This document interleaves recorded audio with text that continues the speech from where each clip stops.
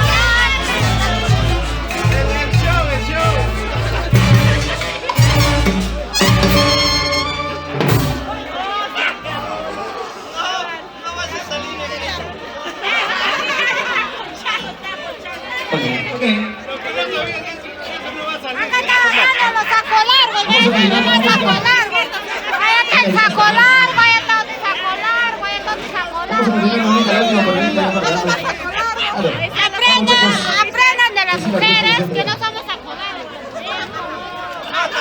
Un varón va a salir a hablar. A ver, que hable. Pero que toque la música, que toque la música.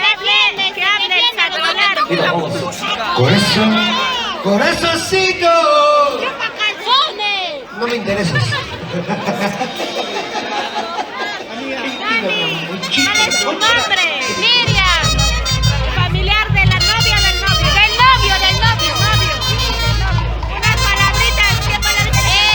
Que le estamos pasando súper bacán, pero queremos el grupo. Ya van a cantar ya. Somos amigos del novio, pues, vacilaza. Claro, pues. Chupamos como chupajito. ¿Dónde está mi gente más alegre? ¿Dónde está la mancha más alegre? Oye, antes, ¿por qué no hacemos un cortavenas? ¿Sí o no? ¿Quieren un cortavenas? ¿A cuánta gente le gusta cortavena? ¿No le gusta? Enlace.